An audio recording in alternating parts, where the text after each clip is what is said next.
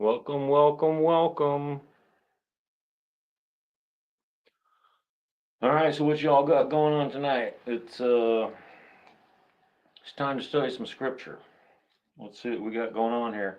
We got an abomination of desolation, whatever you think that is. We got Moses' first three trips up and down Mount Sinai. We got your topic, whatever you want to talk about. So we're easy all the way around. We're gonna get started here in just a minute. Be right back.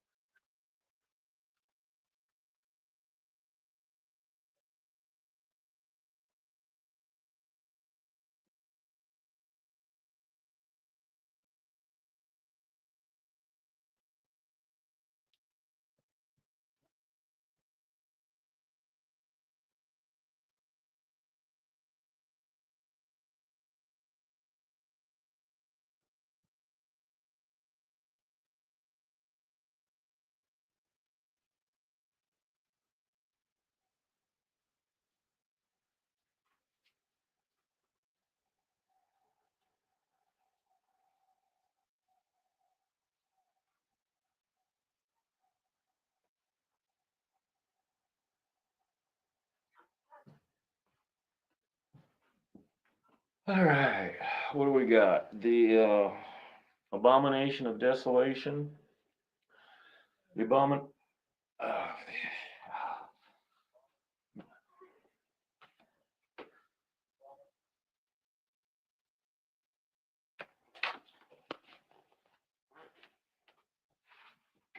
all right, the abomination of desolation.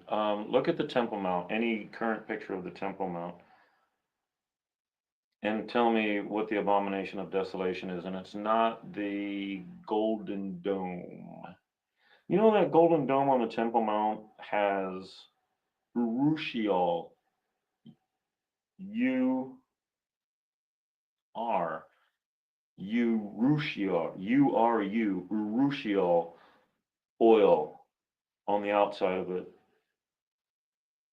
That's what you get from poison ivy. So if you want to steal the gold, you're going to get some poison ivy. Quite frankly. So yeah, it should be an easy catch.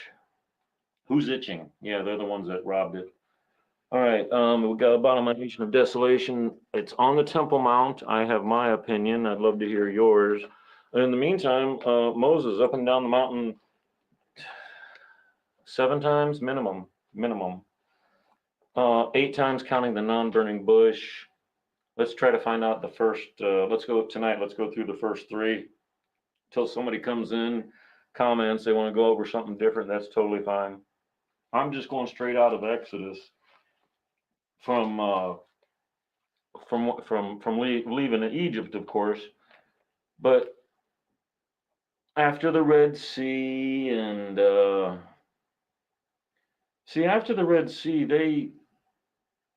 they and before Mount Sinai, they had quail and they had manna and they had the Sabbath for the manna. Um,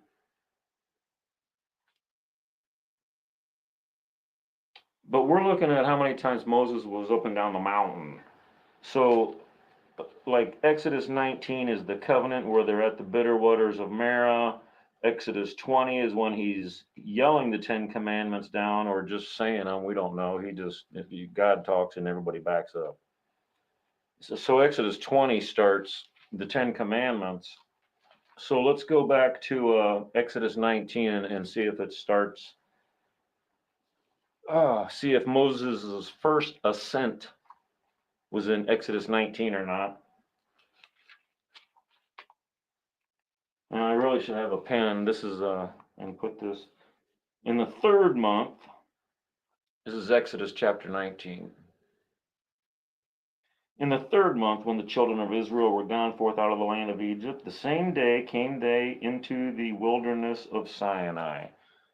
The third month, first day of the third month, they left on the 15th. Remember? We don't even hardly even need to know like if there's a new moon or not or what the heck's going on, but they left on the 15th. The 15th of the second month would be 30 days later. Okay, maybe 29, maybe, but 30. Um, the 15th of the second month would be 30 days later. You add 15 to that to get the 30th of the next month, and we're 45 days in. Well, let's see, it'd be 46, I think would be the first day of the third month. That's when we're reading in Exodus 19, the first day of the third month. This should be the 46th day out of Egypt, after the counting of the Omer. It should be the 46 out of the 50, but they don't have that yet. Verse 2, chapter 19, Exodus. For they were departed from Rephidim and were come to the desert of Sinai and had pitched in the wilderness. And there Israel camped before the mount. And Moses went up unto God. Here we go. This is his first time up. Exodus 19:3. We're going to have to write that down. First time up. Exodus 19:3. And Moses went up unto God, and the Lord called unto him out of the mountain, saying, Thus shalt thou say to the house of Jacob and tell the children of Israel. Two different things. Remember Jeremiah's covenant, his new covenant that everybody's so proud that it's like this whole new thing. Okay, that new covenant was for Judah and Israel. So that's like, we're supposed to be Israel, which it's not Israel. Jacob is Israel. And then he's like the house of, well, I guess he said Judah and Israel. So that's, regardless, it's the 12. Okay. Verse 4, he's up the mountain. So let's just hold it up. He's up the mountain. The Lord called to him out of the mountain, saying, Thus shalt thou say to the house of Jacob, and tell the children of Israel, Ye have seen what I did unto the Egyptians, and how I bare you on eagle's wings, and brought you unto myself. Now therefore, if you will obey my voice indeed, and keep my covenant. He hasn't even given you the rules of the covenant yet. And keep my covenant, then ye shall be a peculiar treasure unto me above all people, for all the earth is mine. Yes, Israel is a separated people. There is your elect. It is not, it's not somebody he elects like this is his elect. Calvinists. Now therefore, if you will obey my voice indeed and keep my covenant, then ye shall be a peculiar treasure unto me above all people, for all the earth is mine, and ye shall be unto me a kingdom of priests and a holy nation. And what do we see in Revelation 1:8, 1:7, 2:8, 2:7, something like that? He's made us priests and kings. So right here, this is the covenant. This is covenant terminology. Now therefore, if ye will obey my voice indeed, and keep my covenant, then ye shall be a peculiar treasure unto me above all people, for all the earth is mine, and ye shall be unto me a kingdom of priests and an holy nation. These are the words which thou shalt speak unto the children of Israel. And Moses came and called for the elders. First time down. First time up, first time down. Go tell the people, obey my voice, covenant, commands. You'll be a peculiar treasure, a kingdom of priests. And Moses came and called for the elders of the people and laid before their faces all these words which the Lord commanded him. And all the people answered together and said, All that the Lord hath spoken we will do. And Moses returned the words of the people unto the Lord. Second time up.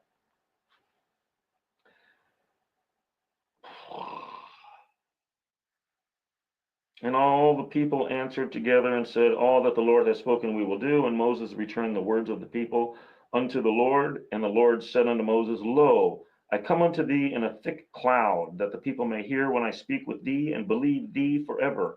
And Moses told the words of the people unto the Lord. Oh, did you see that? I almost went down. He went up there to tell, he came down, told the people, and they said, we agree. He's going up, and God speaks first. Lo, I come unto thee in a thick cloud, that the people may hear when I speak with thee, and believe thee forever. So the Lord speaks first and says, this. And Moses told the words of the people unto the Lord. Okay, so they now we get full communication. That's all it was. I was about ready to say he was coming down the mountain, told the people, but no, he's just delivering the message of the people to the Lord while he's up there the second time. And the Lord said unto Moses, go unto the people.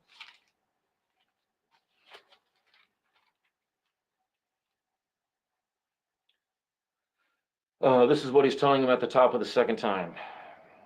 Go unto the people and sanctify them today and tomorrow, and let them wash their clothes and be ready against the third day. For the third day the Lord will come down in the sight of all the people upon Mount Sinai, and thou shalt set bounds unto the people round about, saying, take heed to yourselves that ye go up not into the mount, or touch the border of it.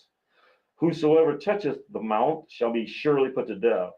There shall not an hand touch it, but he shall surely be stoned, or shot through, whether it be beast or man, it shall not live. When the trumpet soundeth long, they shall come up to the mount. And Moses went down from the mount. This is his second descent. And Moses went down from the mount unto the people, sanctified the people, and they washed their clothes. And he said unto the people, be ready against the third day.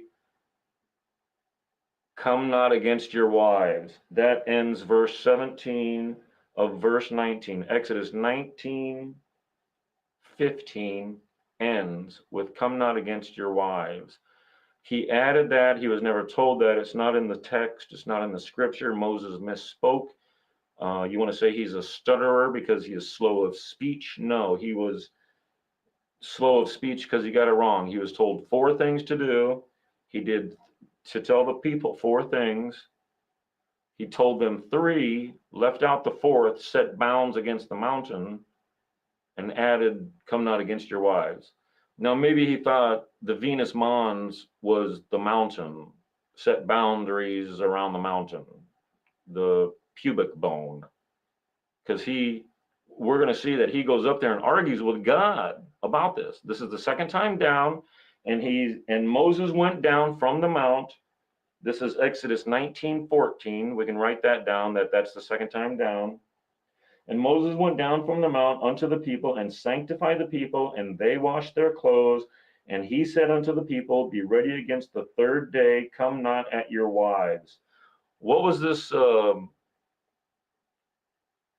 It was the 46th day he went up there. 46th day up and down, 47th day up and down. Be ready against the third day. When Exodus 20 starts, it's the 50th day. It's Pentecost, Shavuot. It happened on Pentecost, but he told us to celebrate it the 7th month on the first day, the day of trumpets. Verse 16. And it came to pass on the third day in the morning that there were thunders and lightnings and a thick cloud upon the mount, and the voice of the trumpet exceeding loud, not just loud, it was exceeding, not exceedingly loud. Whatever loud is, it was exceeding that, exceeding loud. And the voice of the trumpet exceeding loud, so that all the people that was in the camp trembled. And Moses brought forth the people out of the camp to meet with God, and they stood at the nether part of the mount. And Mount Sinai was altogether on a smoke, because the Lord descended upon it in a fire, and the smoke thereof ascended as the smoke of a furnace, and the whole mount quaked greatly. And when the voice of the trumpet sounded long, and waxed louder and louder, Moses spoke, God answered him by a voice, and the Lord came down upon Mount Sinai on the top of the mount, and the Lord called Moses up to the top of the mount, and Moses went up. This is the third ascent. Verse 20, Exodus 19. Exodus 19:20 is his third ascent. Moses up to the top of the mount, and Moses went up. And the Lord said unto Moses, go down. He just called him up. He says, go down. What? I was just here. Man, that's a long hike, man. What you got going on? And the Lord said unto Moses, Go down, charge the people, lest they break through unto the Lord to gaze, and many of them perish.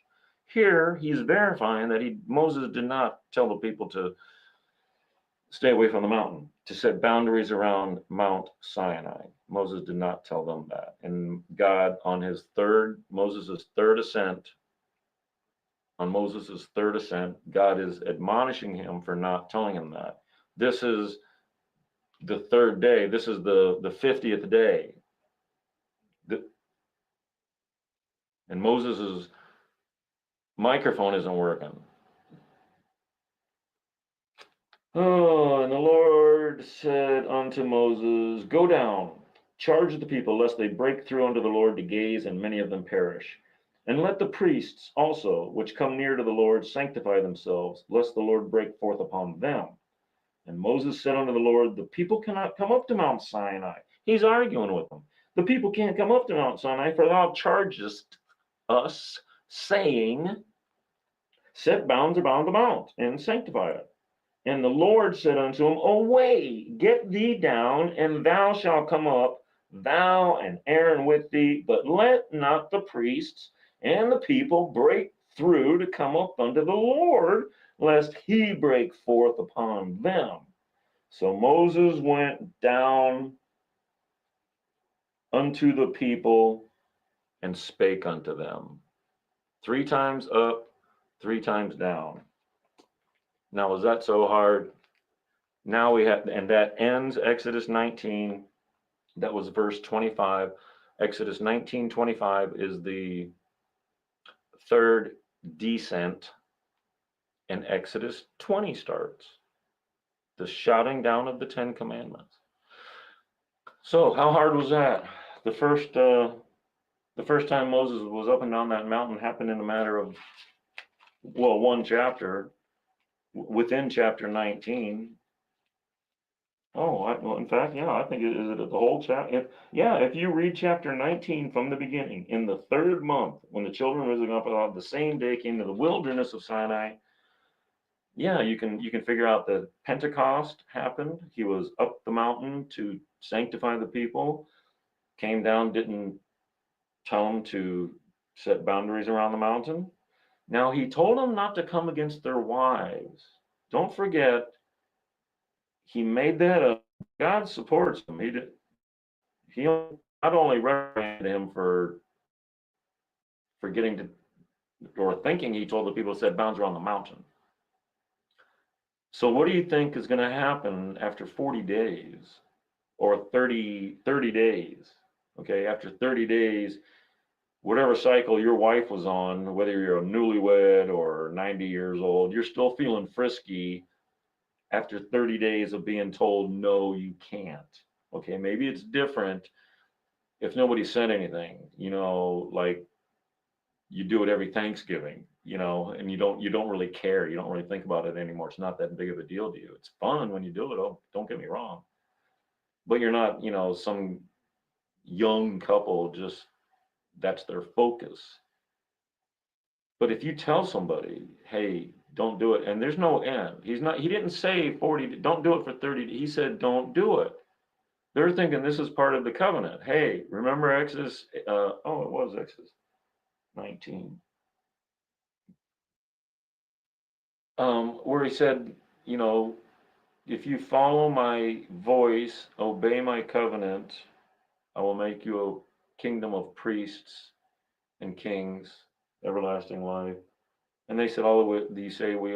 So Moses is coming down, telling them this is what he said. And he said, don't come against your wives. Exodus 20 starts with him yelling down the 10 commandments. And we know what happens after that. The people are like, oh my God, it's too loud. They send Moses back up there.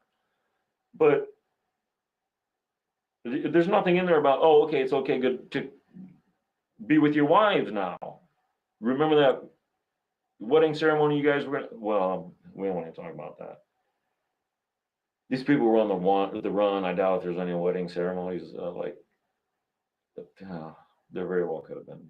Anyway, this is the 50th day. Exodus 20 starts. He's shouting down the 10 commandments.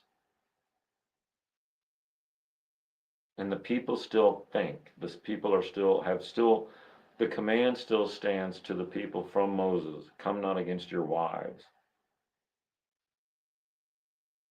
So the 10, and he's down. This is his third descent. Moses came down.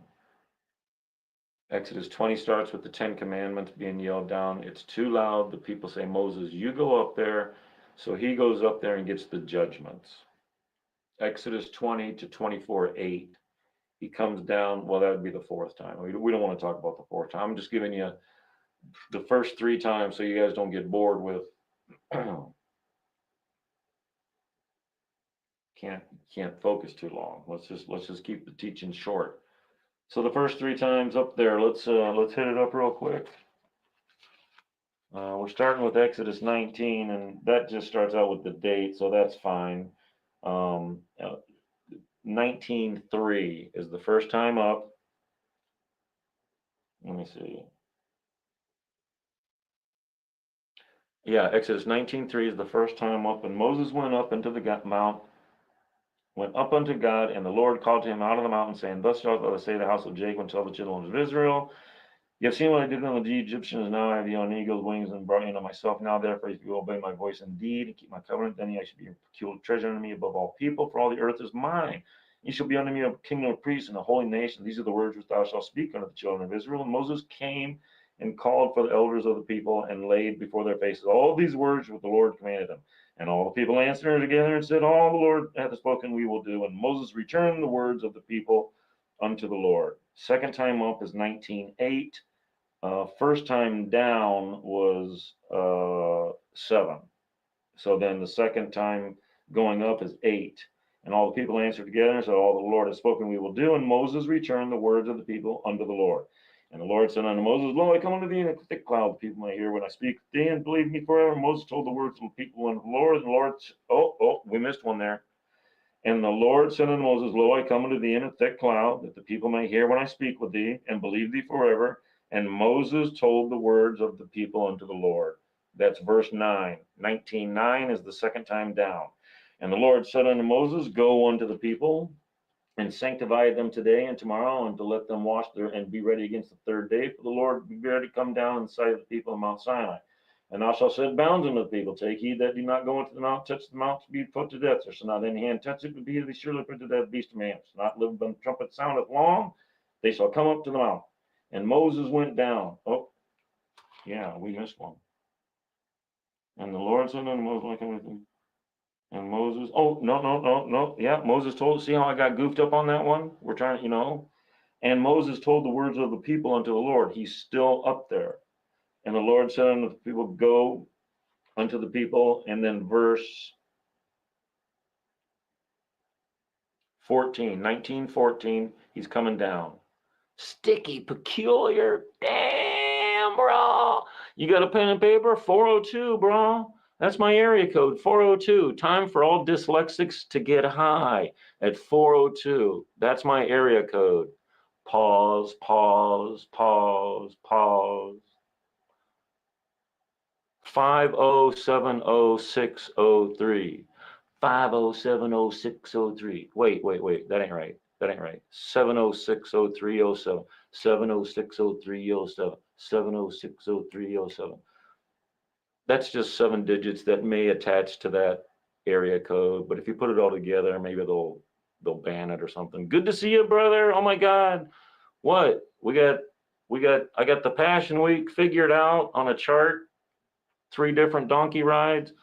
I got the wilderness chronology figured out. 39. Oh, yeah, I put it up there on my thing. 38 years. 39 and a half years between tablets. Come on, Sticky, man. You got to be digging this stuff. But yeah, we saw you. Yeah, I've been watching chat for a long time, and it feels good. It feels really good when somebody's like, "Hey, Nanya," especially going through bad times, and that cheered me up so much. And then you get slammed, and I'm like, I don't even want to know what happened. But no, I eyeballed, witnessed everything in chat, and yeah, thoroughly miss you. Michael Rood, thoroughly miss Michael Rood. Uh, Praise the Lord for Scott Laird, keeping things together. Anna Lil, um, I know we have our opinions on them, but hey, this is hard to do. And unless you prepare and have somebody doing stuff, um, Ted, yeah, we all know, we get it, but I think there's an infiltration in there. I do not think Michael Rood thinks the the word of God is Torah that became flesh. I think the Hebrew root split at the word is Torah. Now I'm sure you'll agree with that because I agree with that. But the split was at John 1. In the beginning was the Torah, and the Torah was with God, and the Torah was God. Where you're worshiping a book, you're worshiping the word. Those are words. Torah is words. Jesus is the word. Genesis 1:3, light, and let there be light. We know that's not the sun. Brother, I gotta look at these comments, man. I don't even know what you're saying. It's so good to see you. I'm gonna check this thing out. Oh, where are we at here? It's so way early. Yeah, it is. You'll have my Oh, good. Thank you. I appreciate that. I think I already. Yeah, that's fine. Oh, yeah. You can get it from Sharon G. Sharon G's got it. Yeah, 402 706 0307. That's um. But no, we don't share any of your information. It seems like all a jumble. Don't. Yes, it does. It does. Yes, we don't want them to die though. That was the catalyst to most of us finding truth. We want them to go back to the old days, not DOA. Yeah, I think you're on the right notion. Oh, Terry too. Yeah, everybody. It's what was Horse Jumper 66? Oh, yeah, yeah, yeah. But no, it's. I think there's been an infiltration, the exact same thing that happened to him before, trying to, I don't want to say steal an intellectual property, but moving in on their own agenda, more likely. And it's not, like I say, it's not. I don't think it's Scott Laird or Ted. I was going to say Ted Wilson. Who is that? Probably a porn star with my luck. Ted Clayton and wife and such. I mean, they're responsible people. I'm like 15 mentally. These guys are responsible, so I don't really know, but I do know that you should. If you're a 501c3, you've made a deal with the government not to ever say who to vote for. You can say, for instance, Trump is against abortion. Biden, well, I guess it'd be Kamala Harris. Biden is for abort. You can say that. You can say this candidate is for this candidate, but you cannot say vote for this candidate. As a leader of, that's part of the deal. That's why you get your tax exempt status, nonprofit. But also as a nonprofit, because you remember a rude awakening used to be business only. Well, that way and Michael said, so your records are public. We are not a nonprofit. You want to give more than $12,000, we'll create another nonprofit that will give you. But no, you can't. I think I trust Michael more than anybody I've seen on the air. Within Michael's ministry, I trust Michael essentially, and then Scott, and the Angie, of course. I mean, the obvious old gang from back in the day. It's not a specific person infiltration. It's that split. We almost got hit with flat Earth in 2016. We almost split there. We've split on the name. Everybody forgets Psalm 44. If you have forgotten my name, and then even Tobias Singer. I hope you know who Tobias Singer is. I don't want to tell you he's a rabbi. He's an anti-missionary rabbi, which is kind of like, you're on the same team, bro. We kind of both hate Christians. But he even made the point, and he said like the name is this and that. But why would you ever call your dad by his first name or even his last name? You call him Dad, Abba, Father. Man, let me see what you're typing here, brother. It's so good to see you. Yeah, Terry too. All right, man. I'm gonna get back to this. What do we got here? Oh, this is the three times up and down the mountain, and he's made it. This is what Bishop Barron, Roman Catholic Church Bishop Barron was talking about when he said,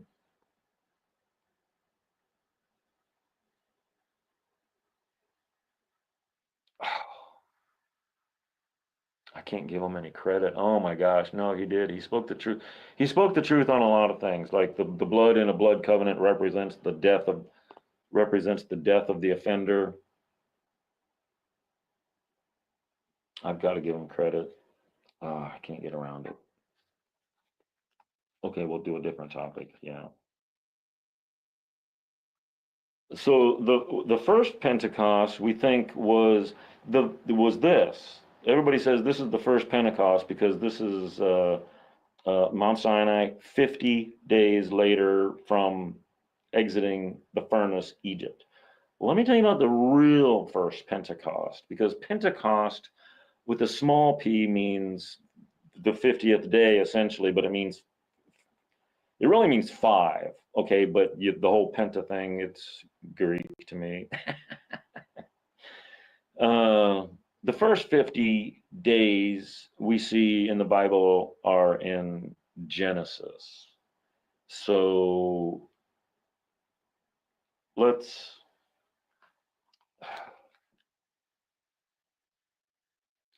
oh let me make you I don't know how to do all this, brother. I don't think this is YouTube. This is StreamYard going through YouTube. Check out that latest for some backstory. Yes, we are we are very familiar. Uh, just prior, just you're gonna love this, bro. I was banned from Jake just prior to his whole a rude awakening thing. He in fact he took a trip to Jerusalem, and I'm like, dude, man, I'll send you $500 if you take a selfie of yourself at the east gate with a fishing pole. I'll pay for the fishing pole. I'll pay for the picture, whatever. And because I want to make a meme that has a picture of the guy fishing by the east gate, because remember the Mount of Olives is supposed to cleave and then go to north to south, and right down the Kidron Valley, it's supposed to be water, living waters flowing down there like full of fish and stuff. So on that eastern gate, that's right where it's going to be going by. I want to get a picture of a guy like with a whole bunch of fishing poles, but for Jake, I just wanted to get like one fishing pole and just have him stand there and not cast it or anything, just stand there with a closed fishing pole. And then you could put the caption faith. But he saw that in chat and he banned me. So I comment every time he made political comments that you can't do. Not not the murder ones. He made political comments like vote for this guy, don't vote for this guy, vote for this. You as a you can't, as a 501c3, you can't do that. You can't specifically say it. It's part of your deal. And I even told him, this was prior to going to Rude Awakening. I'm like, I was commenting on his postcards, whatever you post. I'm like, dude, you cannot do that. Michael Rood never did that. He would comment once in a while on some things and you would get the picture, but you can't you better stop doing that. You better stop. And this was just prior to him going over there. And so, yeah, even on top of that, oh my God. And then he announced his engagement. I don't even want to discuss it. Oh my goodness gracious. That's probably where the infiltration is. Yeah, if there's one common theme on getting banned, yeah, no comments. Where's my glasses? I got to read these sticky, peculiar comments. Man, you're the brother that you stuck up for me when I had like the weirdest things and everybody's jumping all down my throat. And you're like, hey, man, Leave him alone. At least you got to hear him. And then everybody's like, okay, speak up, Mike. I'm like, "Buh, buh, buh, buh, buh, buh, buh, buh."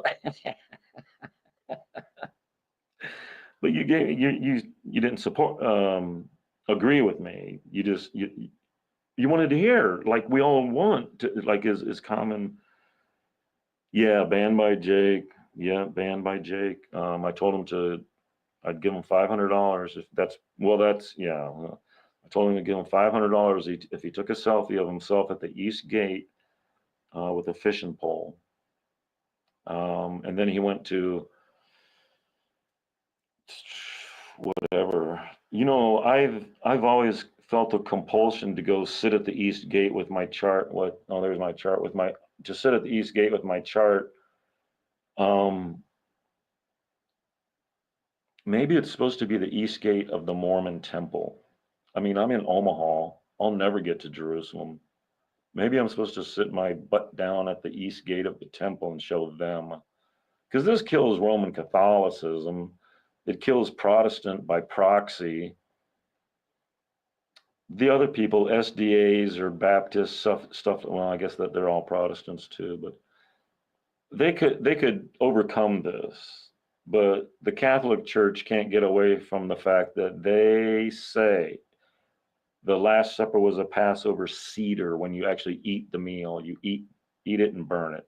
And it's an added Sabbath. No matter what day of the week it is, it's an added Sabbath. It starts the 7-day time of Passover that you're not supposed to have any leaven in your house. There's no way, and that's why the Catholics give you the unleavened wafer. This Bishop Barron that I spoke against was explaining it, and it's like like Michael Rood says, he took our tone in the Greek. He took our tone, leavened bread.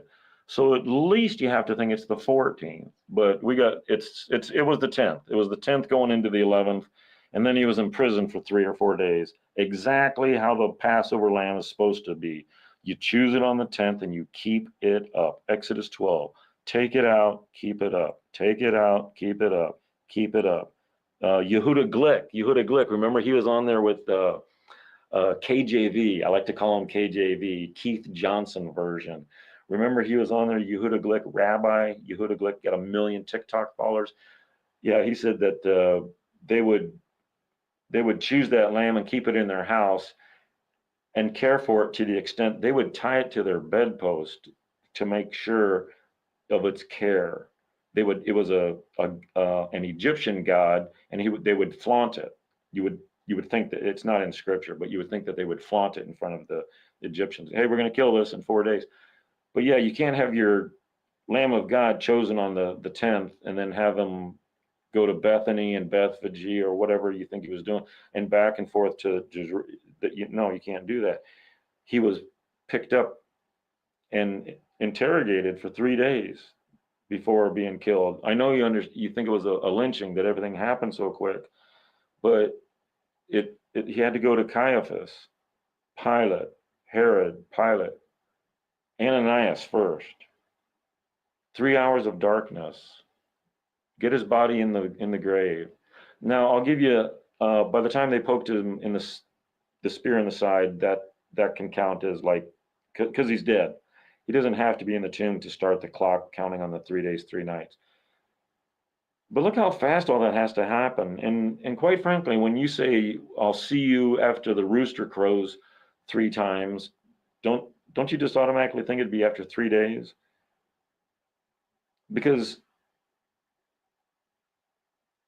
if he was arrested after the Last Supper, which he was on this too, but he was arrested on the 11th, the morning of the 11th, and kept up and inspected, when did Peter deny him 3 times? You're gonna run into that problem. It was when he was sleeping. Remember? Because he said at the Last Supper, you're gonna deny me, and he's like, no, I won't. And then, as Michael Rood pointed out, on the way to the Mount of Olives, either if it was on the Kidron Valley Bridge or going under the bridge, or on the way to the Mount of Olives, he says again, I will not deny you. And Jesus says, no, I told you twice. You're going to deny me 3 times. And I think even confirms it, before the rooster crows. So how do you get around that? Well, he told him at the garden, you say, come pray with me, stay awake with me. But he fell asleep. He said, comes back, he says, stay awake again, but he fell asleep. And then he comes back and says, just go ahead and sleep. But then the soldiers came and they woke up and he cut off his ear. That's a denial of 3 times. But there's also 3 denials throughout the course of 3 days. And there's 2 denials on the second day. There's 3 different events, just like with the donkeys. It's why is there so many different? Well, because there was a donkey ride one day on the 3rd Sabbath. There's a donkey ride on the 5th. The 2 donkeys Matthew talks about, and then John records the 10th Sabbath donkey ride, the triumphal entry. Why wouldn't the same thing be with the rooster crowing? Because that's even confusing. And maybe it's a man. It's the exact same word in Hebrew, right? Rooster, man, the man crying out. Remember the high priest had to call out, before he takes the lamb chosen for the people that they staked out on the Temple Mount.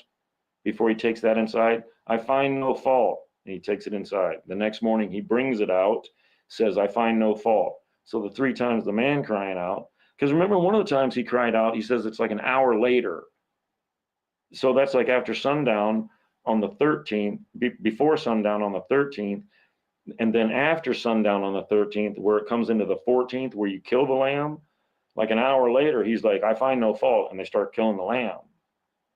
That's the 3rd one, but it sounds like there's 3 different occurrences of 3 different denials, not just he did it one day, he did it another day, and he did it another, or all 3 on one day. The girl, he saw the girl. It's 3 different events. It's fascinating reading, but it's not for me to give a hoot about. This is the Last Supper was on the 11th. However you want to read it, it's there's no getting around it. Doggone, man, I'm so sorry to ramble there. I gotta read these comments. Oh, yes. Oh my goodness, yes, that's such a good word. I'm not even gonna say it out loud. Oh, right, since the split, yeah. So no, I'm still banned or whatever. You're just not. No, same here. That Second Temple, no. Judaism, no. It's yeah. The 38-year gap is interesting though. That's more where my is at lately. I'm stuck in the Pentateuch. Oh, brother, I'll have 3 of them going. I'll have one on my TV playing Numbers, one on this phone playing Deuteronomy, and the other phone playing Exodus. Check it out. I'll get you started on this. Exodus chapter 33 is a parenthetical. Put some parentheses there. Exodus 33 and 34 are parentheses. Exodus is chronology all the way, and then 33 and 34 is a parentheses, and then it picks it back up in 35. The 33 and 34 are 39 and a half years later, or maybe 38, depending on, I'll have to read it again. But notice, look at Exodus, where we at on Exodus 33. I thought, no, I might be getting these chapters wrong, but I got my hard copy Bible right here. The end of 33, let's see. No, let's go with the end of 32. 30, Exodus 32. Yet now, if thou wilt forgive their sin, and if not, blot me, I pray thee, out of thy book which thou hast written. And the Lord said unto Moses, whomever hath sinned against me, him will I blot out of my book. Therefore now go, lead the people unto the place of which I have spoken unto thee. Mine angel shall go before thee. Nevertheless, in the day when I visit, I will visit their sin upon them. And the Lord plagued the people because they made the calf which Aaron made. That ends chapter 32. Let me go right back up here. So chapter 32, verse 34, therefore now go, lead the people. Try to remember that, lead the people. And lead the people unto the place of which I have spoken unto thee. An angel shall go before me when I visit you. And he plagued the people because of the calf. Now listen to chapter 33. And so he's on Mount Sinai. So okay, listen to chapter 33. And the Lord said unto Moses, depart. A little bit different than lead. But what I want you to to notice is that he's double talking. Without that chapter break, now therefore go, lead the people. And the Lord said unto Moses, depart, and go up hence, go up hence. That's a little bit different than go lead. Let's go back to go lead. Verse 34 and verse 32, go lead. Therefore now go, lead the people unto the place of which I have spoken unto thee, an angel before you. But chapter 33 starts out, and the Lord said unto Moses, depart and go up hence. Right, to the land that he promised to the people, right? Well, yeah. Thou and the people which thou hast brought up out of the land of Egypt, unto the land which I swear unto Abraham, to Isaac, and to Jacob, saying, unto thy seed will I give it, and I will send an angel before thee, and I will drive out how many? The Canaanite, the Hamorite, the Hittite, the Perizzite, the Hivite, and the Jebusite. There's only 6, but there's 7 before the Gabusites or something. This is 38 years later, after they got to Mount Sinai, got the 10. And they're in a blood covenant. 40 days later, it's broken, and the golden calf. He burns it and makes them eat it. You're going to have to eat my flesh and drink my blood to see the kingdom of God. He's telling the Pharisees, yeah, because Moses took their sin, even the golden calf. And okay, I'm getting off there. So I've noticed in checking out like Numbers and Exodus and everything, when he starts to double down, when he starts to speak twice, it's a hint that there's going to be a parenthetical. I've noticed that. So check out chapter 33. Depart. This matches up with Numbers. I think I'm almost positive it's Numbers. I don't. It matches up with Numbers where he says,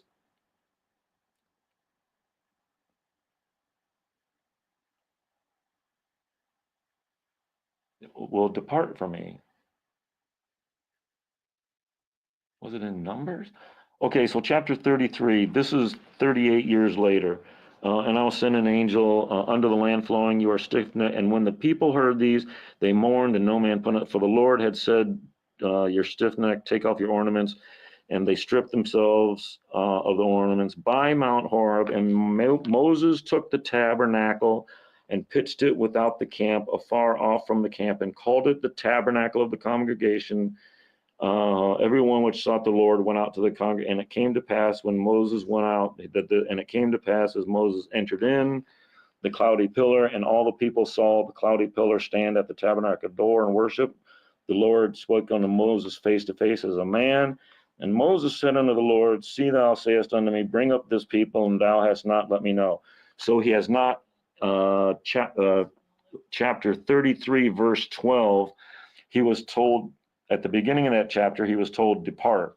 Verse 12, Moses, in the meantime, they've put the tabernacle afar off from camp. And whenever Moses goes to it, the people rise up and stuff.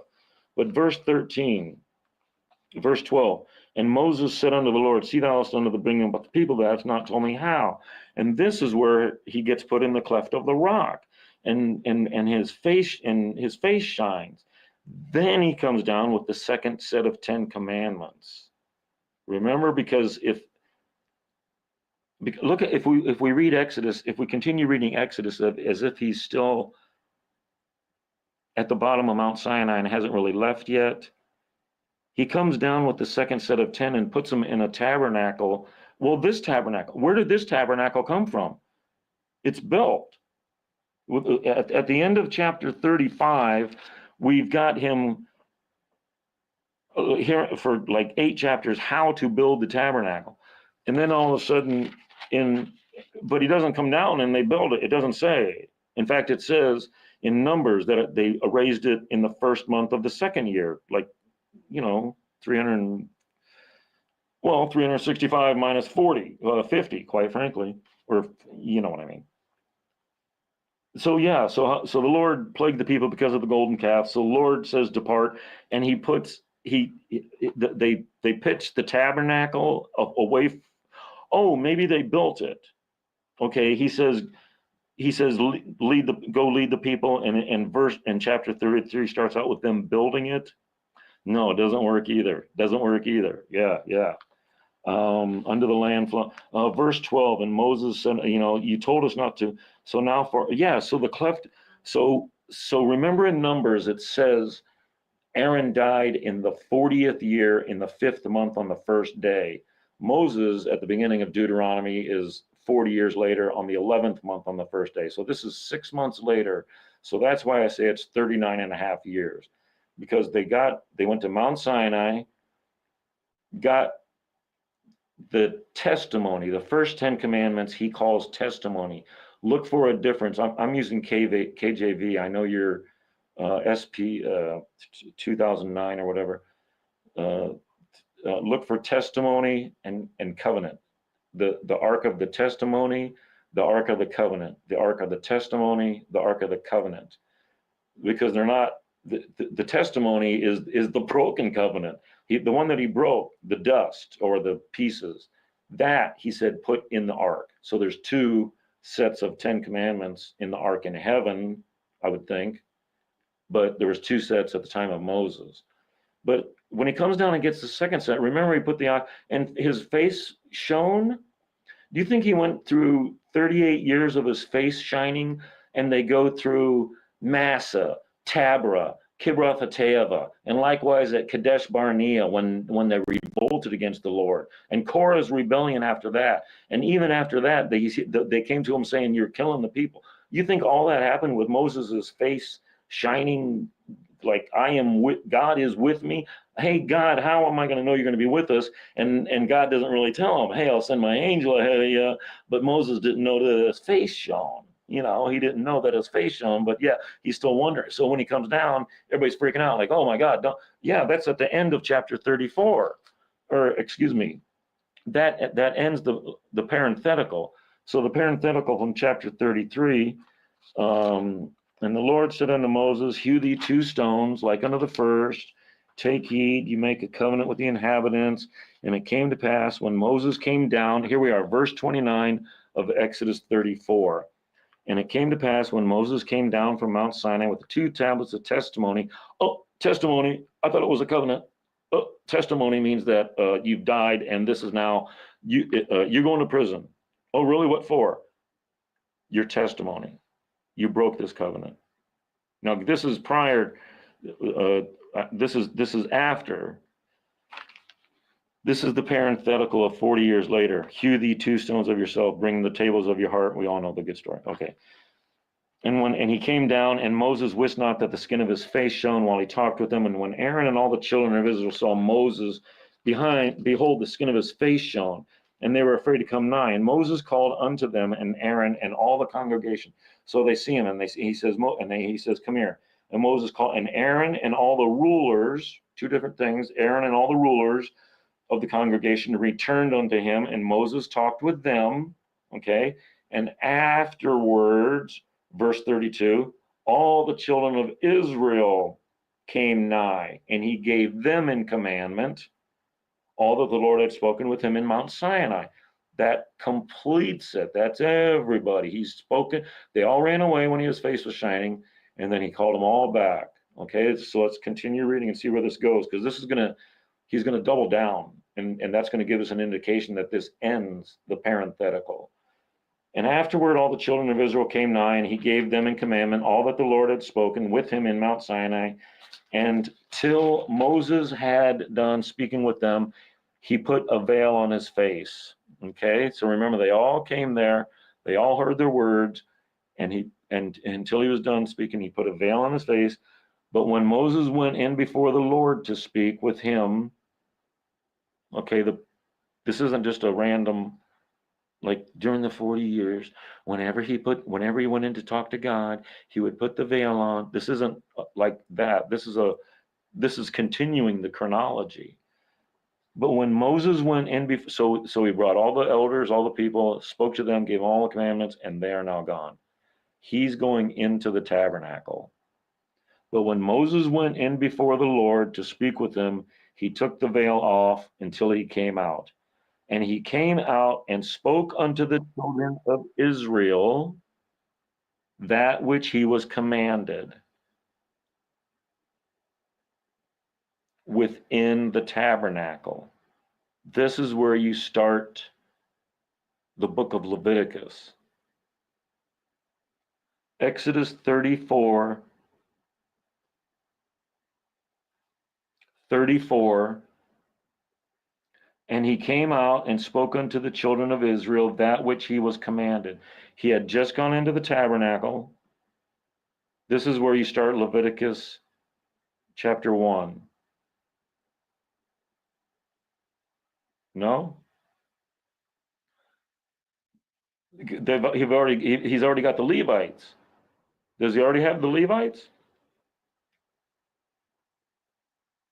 Yeah, it's 39 years later. They're going to leave here in a minute, and Aaron's going to die. And then they're going to immediately conquer two. Within 6 months, they're going to conquer two giant territories. Og's had 60 cities with high walls. He does all this in 6 months because at the end of it, he's up near across from Jerusalem in Moab. And in the meantime, you read in Numbers about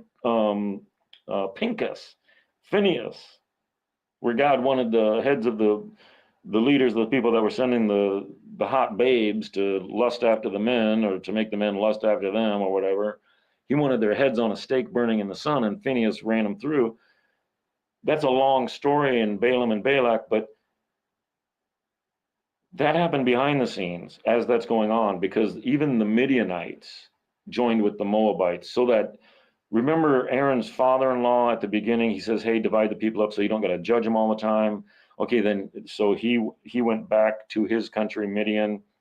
But then if you read in, I think it's Numbers, his son Hobart, or whatever, Hobab. This is after Mount Sinai. Moses is like, he's like, hey man, I'm going back home. And Moses is like, no man, come on, it'll be cool. And he's like, no, I'm going back home. So this great guy at the beginning, Midianite, it just kind of went down and down and down. And now the Midianites are against him with Balaam and Balak. That sounds like it took a very long time, but that all happened behind the scenes. The only thing that the Israelites would have known of was when Cosby and what's her name came up there and Phineas ran them through. There's not a lot of chronology, time lost there.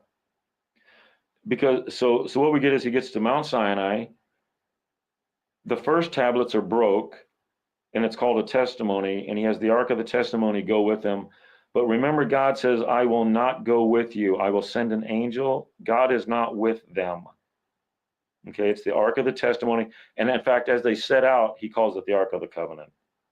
But they set out, they go up to Kadesh Barnea, they got a bad witness report, they come back down because they're trying to go around to go, you can go up through Israel the south way, or you can go through the desert because, the Jordan and Israel and everything, the actual, Jerusalem and such are way up north.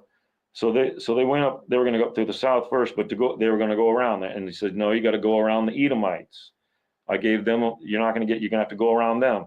And then he gets up to like Arnon. That's at the border of Moab. And that's where it just takes a matter of months before he's up to, all the way up to Jordan and Syria. But then he by the time Deuteronomy he's back down across from Jerusalem on the east side of Jordan speaking. But even if you read, it's called a chiastic. Oh, I should read your comments. Man, I'm just preaching. I'm so sorry. What the hell? I'm so sorry. I was trying to explain I am so sorry. Where's my, I can't get this out of the way here. Oops, there we go. Well, we put that one up there. Duplicate story is sometimes apparent con. Yes, there's two quail events. There's two fiery serpent events. There's two tablets. There's Balaam and Balak. Elijah and Elisha. I read Paul as a Catholic and then said, we love him. He did away with the law. I read Paul as Hebrew roots. We love him because he upheld the law. How can we read because there, it seems like God is intentionally putting two. So you have to ask, seek, and knock and figure out which one of those two, and then figure out now your next step, is that true or false? And your next step, is that true or false? And pretty soon you have a straight line on what the truth is. But yeah, it's a beautiful chronology. The rabbis deny that Aaron made the golden calf. They blame it on the mixed multitude. Yeah, sort of. They kind of forced him and stuff and do this. But imagine throwing all your earrings into a furnace, a smelting furnace, and they're like, get it out, get it out. And it's barely melted. I mean, you just grab it with some tongs and pull it out. It's going to have like 4 feet hanging up, dripping. It's going to be like a glob. Maybe the earrings have like some horns over here. And they're like, oh, it's a calf, it's a calf. Because it does say Aaron fashioned it. He did not, he may not, I don't know if they're nitpicking over if he made it or not. They kind of made it, but he fashioned it. But no, you don't really hear anything about, oh, we're not going to let you into the promised land because of that. Yeah, you don't really hear much about that. But yeah, what would you rather put on? What do you think the brass serpent was? A brass serpent or fire? Because there was fire on the outskirts of the camp, killing people, fire on the ground like serpents, killing the people on the outskirt of the camp. Remember Tabra? But then there was also physical vipers that were poisonous. So I don't think you put a physical poisonous dead viper up there. I think you put a flame, or maybe a brass image of a flame or a flame on the ground. But we all know the other way is idolatry. But the 2 quails, they're like, hey, we're hungry. Can you give us meat? And he sent quail for 1 day. But then after Mount Sinai, on their way to Kadesh Barnea, actually, oh yeah, at Kirbeth Hateva, yeah, they said, who's going to give us meat? And even Moses was like, what are you going to do? Kill all the flock and feed them? You're going to empty out the ocean for us? How are you going to, even Moses. So that's why they got it for 30 days where it was coming out of their nose. 2 different events. Yeah. I can't think in parenthetical. Yeah, I'm just a cosmic cow. Yeah, hat tip to the cosmic cowboy. 8 2 plus 2 equals 4 men. 2 creation stories, 2 Noah's Ark, 2 different Josephs sold into slavery stories. I'm very skeptical of all these mystic magic stories. I suspect they may have been added in much later by the priestly writers. Yeah, to confuse those of us who have just noticed that there seems to be 2 of everything so that we can see what's going on. But that at the end of chapter 33, we saw, he said, lead the people, and then he said, depart. The depart sounds like the numbers thing. And when he does say depart, then I'm saying it's 39 and a half years later, he says, hey, how you're not going to go with us? And that's when he gets the cleft in the rock in the face. And so the end of the parenthetical would be this part I'm talking about here, Exodus 34:34. But when Moses went in before the Lord to speak with them, he took the veil off until he came out, and he came out and spoke unto the children of Israel that which he was commanded. And the children of Israel saw the face of Moses, that the skin of Moses' face shone. So he's doubling down here. Remember, they saw his face just a few verses earlier, and they said, and Moses had to call him back. Moses called Aaron and the elders first, and then he called the children because everybody went away. They were afraid. Now he's repeating himself. He's saying the same thing. And all the verse 35 ends chapter 34. And the children of Israel saw the face of Moses, that the skin of Moses' face shone, and Moses put the veil upon his face again until he went in to speak with him. Chapter 35. And Moses gathered all the congregation of the children of Israel together, and said unto them, and now he's going to tell you how to build the tabernacle. You see what I'm saying? Depart from me. How do you know you're going to be with me, Lord? He gets his face touched by God. His face is shining. He declares all the commands that God gave him. and goes in and out of the tabernacle with his face shining. And then all of a sudden in chapter 35, he's going to repeat everything that God repeated to him when he went up there the first time. And gathered all the people, 6 days shall you work, no be done, not kindle a fire. This kindling a fire, if you're getting ready to tell 1 million people that you're going to take all their gold, silver, brass, and linen and build a home for God, you better tell them right up front that you're only going to do it 6 days a week, and you are not going to kindle a smelting furnace to burn down, to smelt down all the gold, brass, and silver. You're going to tell them, we're not even going to kindle a furnace. I know it says fire, the context means furnace. Don't kindle a smelting furnace on the Sabbath to build God's house.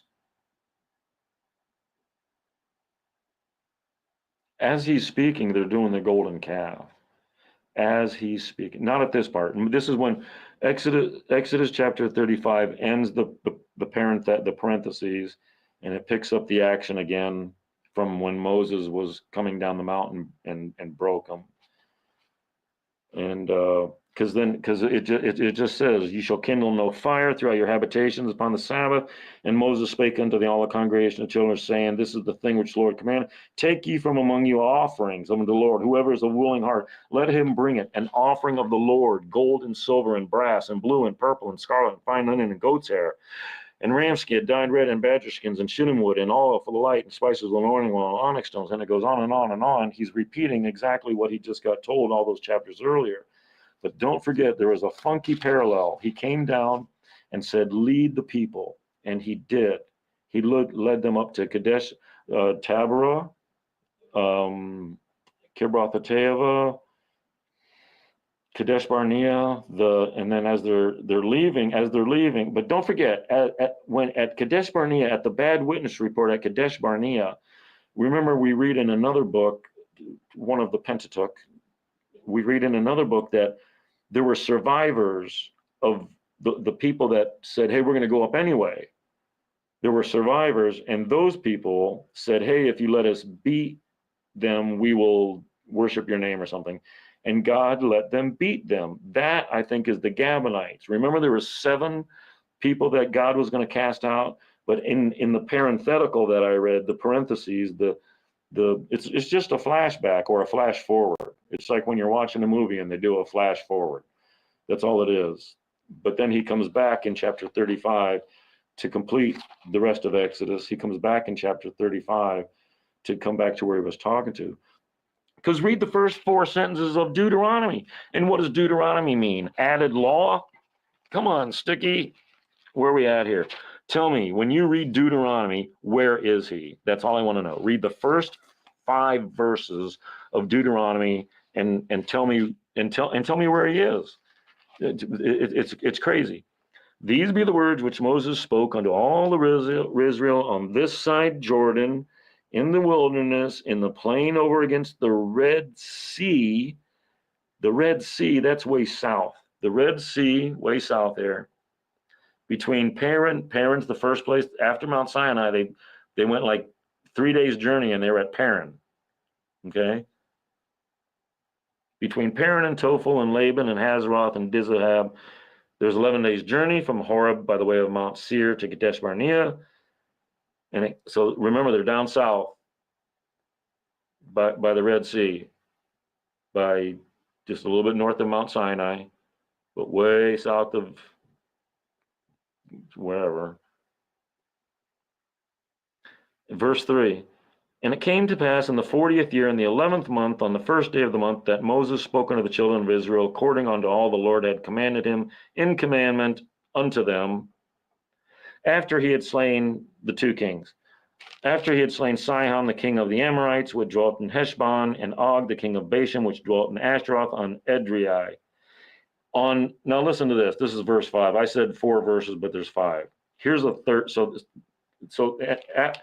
And it came to pass Moses spoke to the children according after he had slain on this side Jordan in the land of Moab. That's north. They got They got the Red Sea down here, and then they got Moab up here. These are two different locations. Listen to verse 5. On this side Jordan, and the land of Moses began to declare this law, saying, the Lord God, okay, I guess there's only two. I thought there was three. There's two different locations. Where's Moses when he's talking? So it's showing a chiastic structure. It's going to go bam, bam, bam, bam, bam, bam, and then it's going to come down the pyramid, bam, bam, bam, bam. But these way down here at the bottom are going to match, and they're going to match all. It's a chiastic structure. Well, so the theory goes.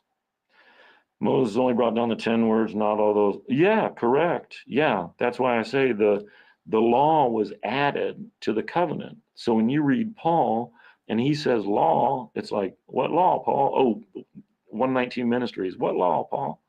Yeah, the law was added after the golden calf to the command. The covenant is the 10 commandments. There's a core to Deuteronomy. Other chunks are added on later. Sort of.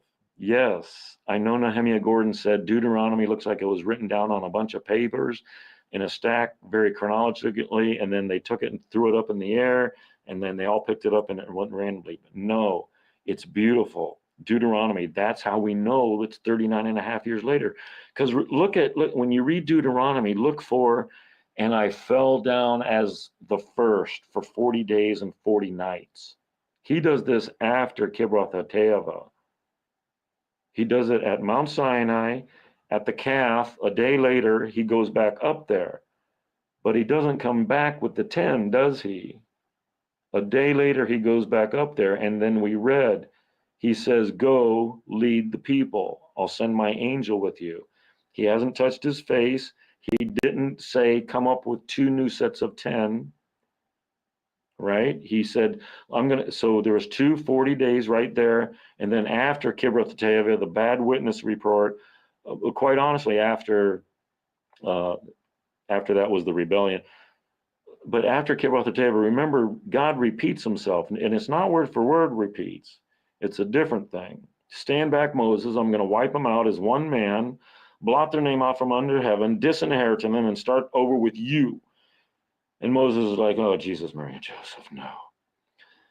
That is when I am saying this. So they went all the way up, came back down, and probably because of, as you read Numbers, they give like 40 different locations on where they went.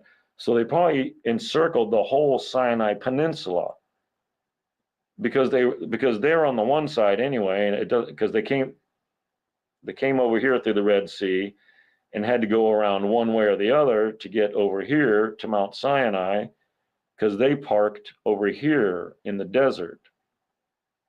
But Mount Horeb, the split rock of Horeb is up here. So the water went and the people could do their flocks and such. That view you get from Ron Wyatt is the other side. The people were on the other. So he falls down at the first. You have to, it's like, dang, how many times has he fallen down? You have to try to figure out what he's trying to fall down on.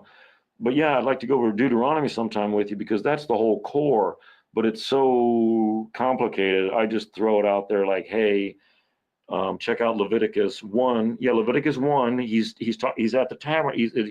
God is calling him from the tabernacle. Leviticus 1, he's calling him from the tabernacle. Okay, what is that? Am I saying that wrong? That's Leviticus, the point being Leviticus 1. Long about.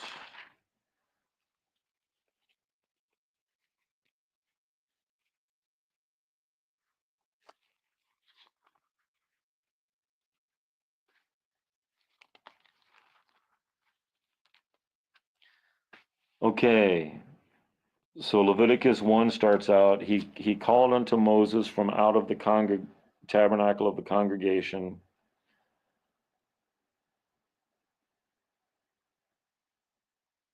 And it's the sanctification. Okay. And then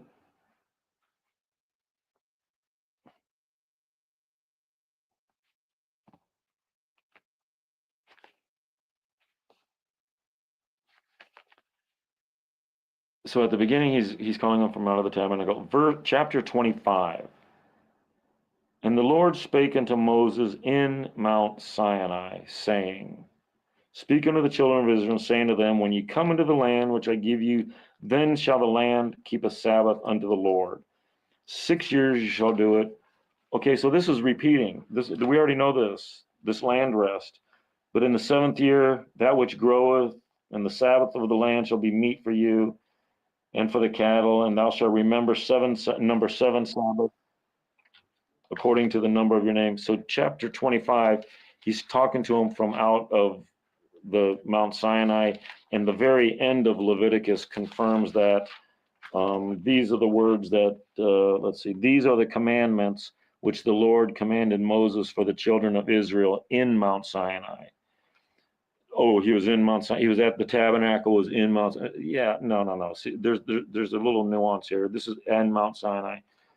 That's the very last verse of Leviticus, bookending chapter 25, that said, these are the words that he commanded. So it sounds like the first part of Leviticus, if he's talking to him from out of the tabernacle, clearly has to be after a year when the tabernacle was raised.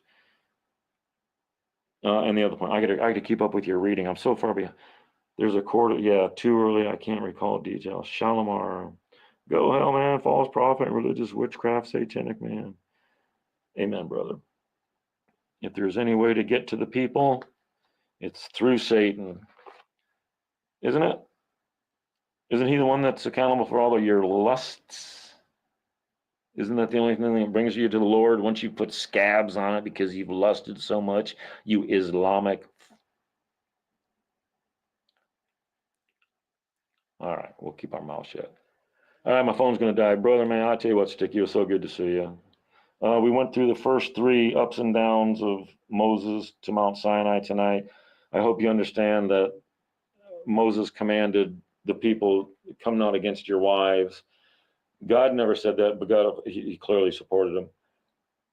God calls them back up to the mountain and says, hey, you didn't tell the people to set boundaries against the mountain. Moses says, yes, I did.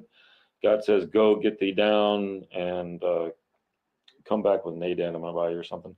But then as he goes down, the 10 commandments are shouted down. And that's where, by the time Exodus 24:8 comes around, that's the actual blood covenant that Moses wrote down. The blood covenant has no Levitical priesthood system, no sacrificial system. The instructions on how to build the tabernacle, no, does not have that. The tabernacle, no. The temple, no. There's no temple. There's not even the 2 tablets written on stone. Moses wrote them down on goat skin, Paul says. Sprinkled blood on 1,000,000 people. Sprinkled blood on that covenant. That, hence, therefore, blood covenant. But God never commanded it to be a blood covenant. God didn't say, go to those boys over there getting sacrificing bull, not sacrificing bulls. It was a burnt offering. That's a barbecue. Cain and Abel had an altar. Noah, Abraham, these were not temples. These were altars. Believe me, when the electricity runs out for 3 weeks because of a snowstorm in your neighborhood, you're going to understand about how cows are killed or not, and where you get your food from. Then you ever seen the new Torah Pearls? Ross and Jono? No. Oh, here, let me make you a mod so you can hook up a link. Star comment, delete comment, put user in timeout, ban user, and delete their comments. What happened to frickin' how to make a guy a moderator? See, I think that's YouTube. Oh, I'm gonna make this fail. I think that's YouTube. I don't know how to make you how to moderate. Post comment layout, private chat, settings, something settings, general, shift videos, audio automatically, appearance.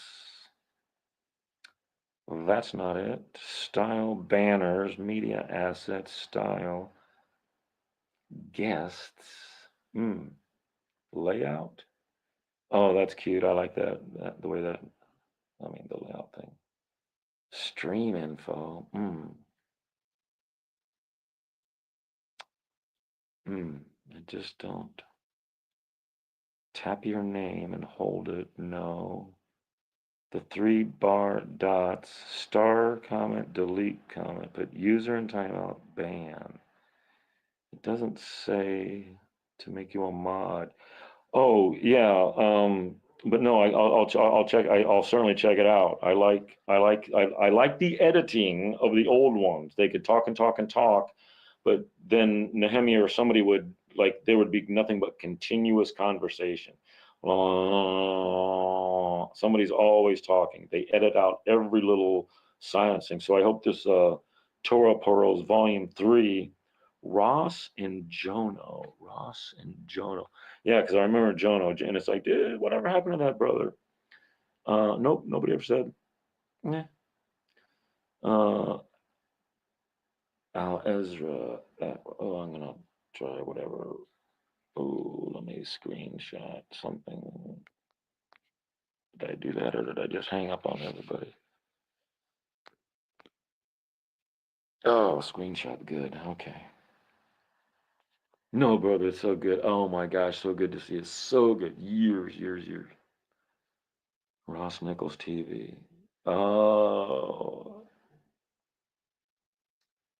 yeah. That sounds like something I'd like to check out. No, seriously, because it's like who we all know there was a certain time period in between the two tablets. He went right back up there and got them and came down and put them in the tabernacle.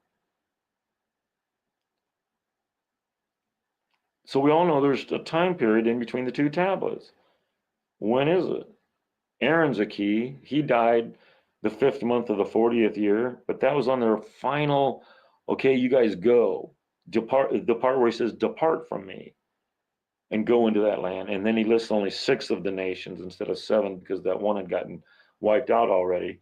And the first people they hit, it's the brook Zered. Rise up, I said. Yeah, that's it in Deuteronomy, where he said that's where our Exodus 33-34 parenthetical picks up.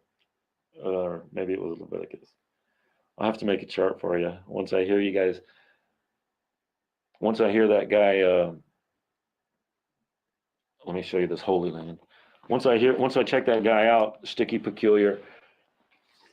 Um, once I check that guy out, I'm going to comment on. But check out this Holy Land. Look at this.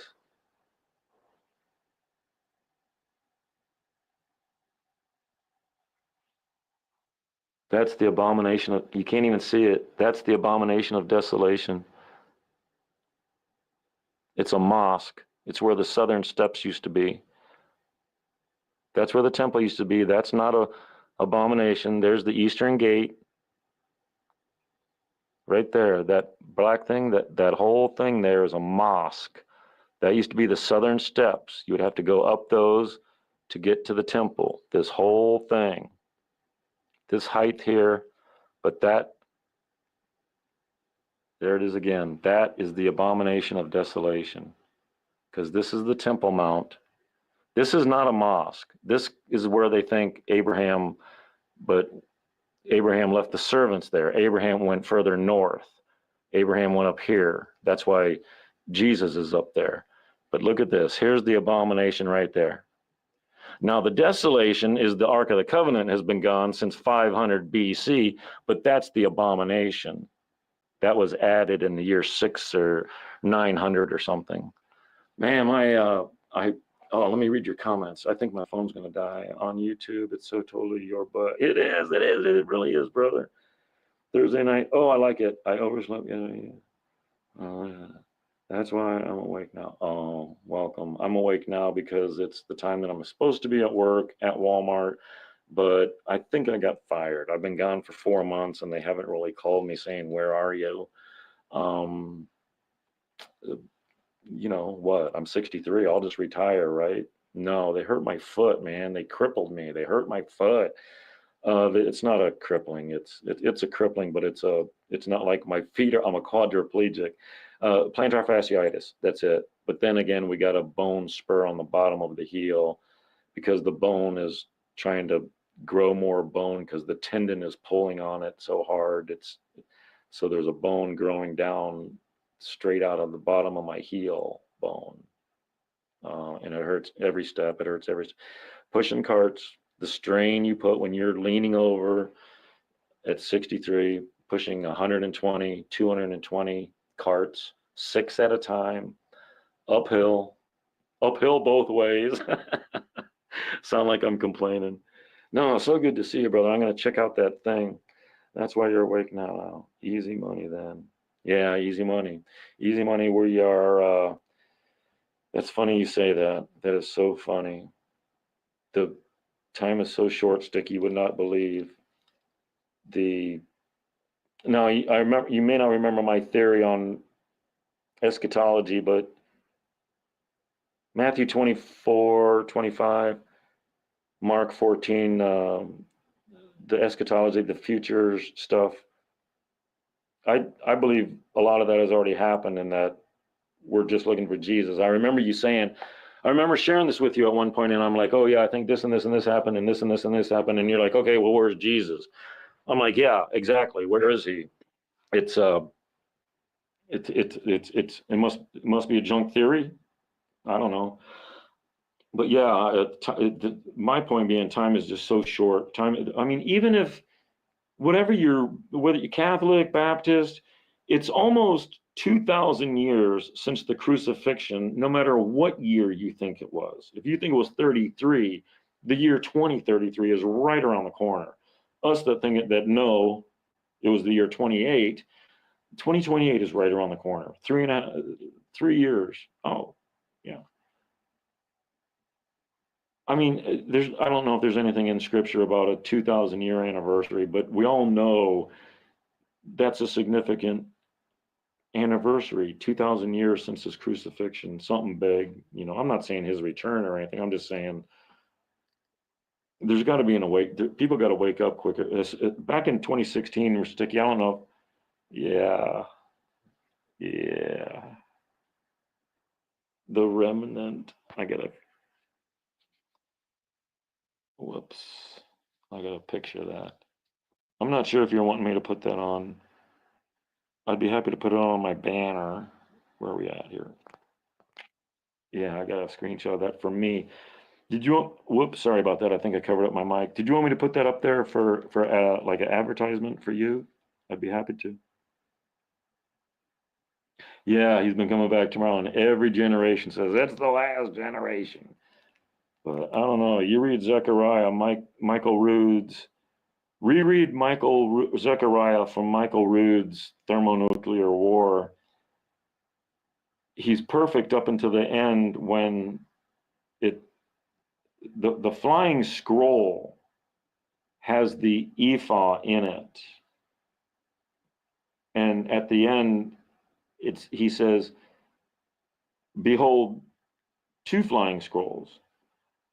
And then it says that the ephah was in those flying scrolls because the wind was in their wings.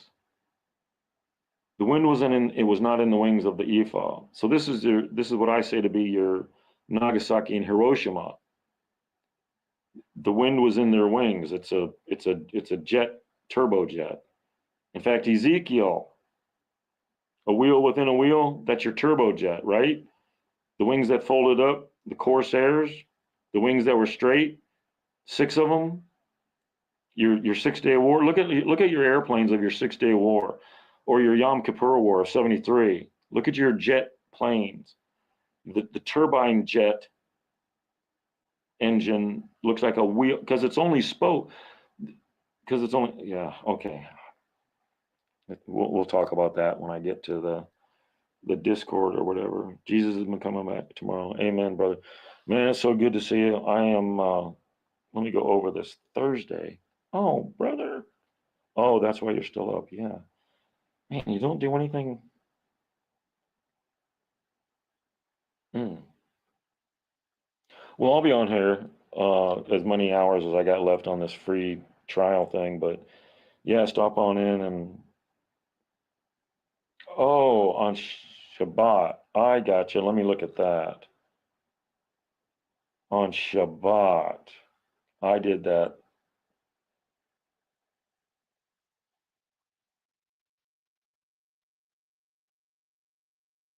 Well, I don't think it's rude. I think You know what I mean? I don't think it's. I think Scott Laird has had to play the like Sid Roth role, bring people on and such. But Jake, professing to be a Christian, he's modern day Christian. He's not first century Christian. Don't be afraid to be called Christian. I don't. He's not. I did not like. It's none of my business, brother. It's none of my business. But I have known, like you, from the beginning, and I thought Jake, because some of the stuff he said aligned, but then as you watch his show, he'll say something real funky, and I'm like, what, what? But yeah, he does speak appropriately. He speaks appropriately. He doesn't mince words. He's very well prepared. He looks like he's afraid to be embarrassed, so that he has really, really, really prepared. So that's an admirable quality. And I was so happy for him when he got on with the Rude Awakening. I did not understand he was going to be the new, I don't even know if he was supposed to be. But no, you can't post vote for this guy. You can post this guy over here stinks. This guy over there stinks. Or this guy supports abortion. This guy does not. This guy supports everything in our union that we ever accounted for. This guy over here does not. But you can't say you vote for this guy. And that's what you can't do that as a 501(c)(3). You've made a deal with the government not to pay any taxes because you're saying that you're not going to try and make any money, that you're going to be a nonprofit, donations and such coming in. And for that contract, you agree not to tell your congregation who to vote for. In particular, it's that easy. And he violated, and I was all up in his nuts in the comments. I'm like, oh my gosh, they aren't going to go for that. You can't keep doing that. So whatever reasons a rude awakening may or may not have been given, I saw Jake's thing. I think he read the entire thing. To be fair, but yeah, they can't really say why either, because then you're going to discuss it, and you can't. Excuse me. Yeah, so he put him in a double pickle. But no, I don't ever want to see anybody lose. Well, if you're preaching wrong, actually, I really wouldn't mind if he's losing out. Recycling evangelist Schofield. I'm getting back to the same roots where I started. Oh, which means I don't give him what anyone else thinks. I'm not evangelical. Well, I don't know what evangelical means. I think it means that you go out and evangelize the word. But no, in the body of Messiah, I'm the exit. I may or may not know what truth is, but I know what poo is. I've seen a lot, and there's some things in people's preachings that there's certain things that just have to be true. There's some things you can poo-poo, but there's some things that are just a baseline that have to be true that I'm just not going to listen to. Daniel, times, and half a time. It's three different things. It's not like whatever they say it is. Oh, they say it's 3.5 years. Times. Yeah, that's stupid. The times would have to be two. Times is plural. It can be two or more, but for times, and half a time to be 3.5 years, the times would have to be two, and it says a dividing of time. The dividing would have to be a half because it's 1/time. It's not like you take time and cut it in half. It just says a dividing of time, 1/time. And so whatever the time is, that's what the division is. Well, the time was 7. 7, and then times, right? But that's straight out of Leviticus 26, the sevens, the 4 times of the sevens in Leviticus 26. Because Leviticus 26 says, if you don't follow me, I will 7 times more. If you don't follow me, I will 7 times more. If you don't follow me, I'll 7 times more. And if you don't follow me, I will 7 times more. So they give you the plagues. well, you can't have like a plague of flies times 7 times that many flies. So it has to be years. And this is confirmed in Daniel 77s, 70 of these Leviticus 26 sevens are determined upon you, but we know there's 70 years because it's Shavuot is every year, and it's 70 Shavuots. 70 Shavuot are determined on you, but then he divides it up, blah, blah, blah. Let me get back to your comment. Doggone it, I keep forgetting to getting to what you mean. I don't get you don't about anybody else, and you're not of it. It's political, but not how you are thinking. Okay, 3.5 years, but each day for a year. Right. A day, a day, days, and half a day. Yeah, it doesn't work out that way. Syrup, 1260 years. Oh, yeah, we hope. Where's the 1290?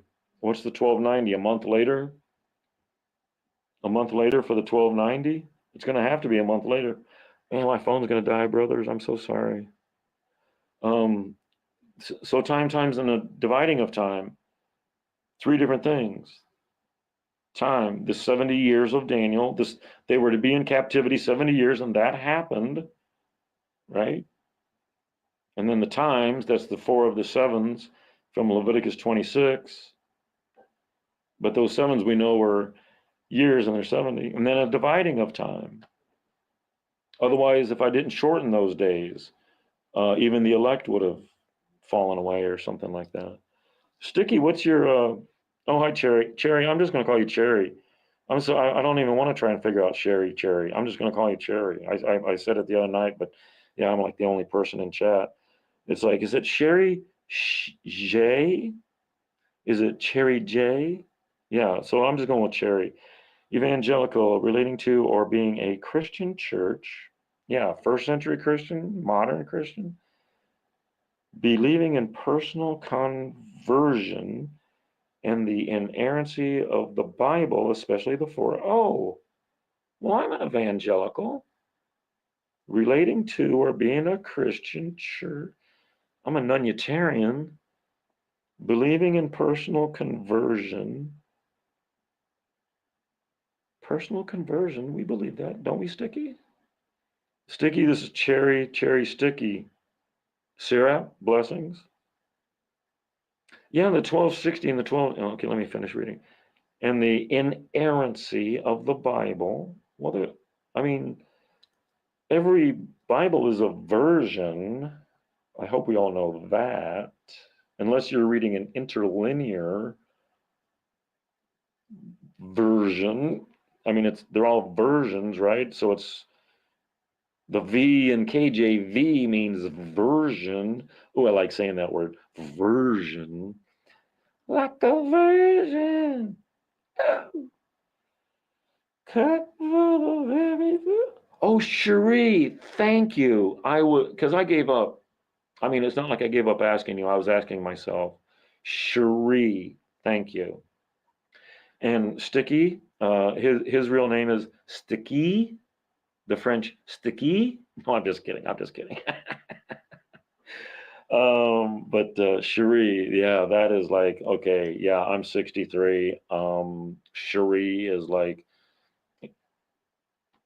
I feel like I'm 21 again when I say that name to somebody. So yeah, Cherie, she spoke French. She spoke French. The Addams Family.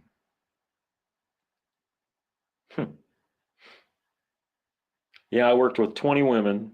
There's like 20 of us on the team. 8 of us were men, 20 women, and they all spoke a different language. They all spoke this. It's like from Burma. It's like these clicking. It's like these clicking sounds, you know. But one girl was French, um, tall, thin, black. I'm like, I'm like, welcome. We'll be working in this section tonight. You know, when she was brand new, and she just looked at me like, huh, huh, huh? And I'm like, so I tried Spanish. I tried a little Spanish. No, she's French. Um, and and so I'm like, the only thing I know in French is, Frere Jacques, dormez-vous. So I go to Google Translate and I say some stuff in there and I hit it to the French and I have it speak in French to her or written out in French to her, like, hey, could you take the purple palette over there back by the pink palettes and put them over by the pink purple palettes, please? I'd give her some direction or something, and she'd just look, and it would be like, bonsoir, Maggie, bonsoir, and she would just look at me like she didn't even know what the heck I was talking about. I'm like, dude, this is Google. This isn't me. I can see that it's translating word for word. Why are you, what, you're French? Yeah, just how French are you? But boy, oh boy, yeah, I'm glad it's Sherry and not Cherry. I'm glad it's Sherry. But yeah, Sticky, man, he's a little, I think you're a cowboy, aren't you, in Texas, Sticky? Oh, it means syrup means says it means precious. I bet it does. Sticky. Son le maton. Oh, you know what song I played recently? Um, The Singing Nun. Yeah, I was blasting it. I'm sorry, Sticky. Well, actually, Sticky loves, like, I think any kind of music. You would appreciate the fact that I loved that and jammed on it. Oh, Dominica, Nika, Nika, Nika, oh, and Dominique is a dude. Apparently, he was a friar. Dominica, Nika, Nika, see, I don't even know any French. I just don't. But yeah, Syrup, you're a good man. Sticky, Syrup, hope you meet these people or whatever. Born and raised in the South, but it was, oh yeah, French. Yeah, from Louisiana. That makes sense. Not France. Louisiana French. I'm with you. Guarantee. Yeah, justifying Justin. What's his name? Whatever. Good to know. Sure, I got that record. Sticky's got like a record store, or his hobby is collecting records or something. But I tell you what, I've seen some pretty funny records on scrolling through YouTube videos, and they're like 1945, totally inappropriate, like triple X. And but yeah, somebody's got to keep the faith sticky. Somebody's got to keep it going. They have no idea hearing that when the record's done. Remember that? Well, yeah, remember. Yeah, you probably play them every day. Yeah, but no, Sticky does that. Sherry, I'm not sure I don't care to know it for security reasons. I mean, don't say like what you do or anything. No, I don't know what Sherry does. And Syrup, oh, I hope you are SDA. Syrup, are you SDA? I'm going to say you're SDA and I don't want to false whatever. I think Syrup is SDA. Sticky, like he was trying to describe, he's more of a sovereign. Oh, like a sovereign cowboy. Yeah.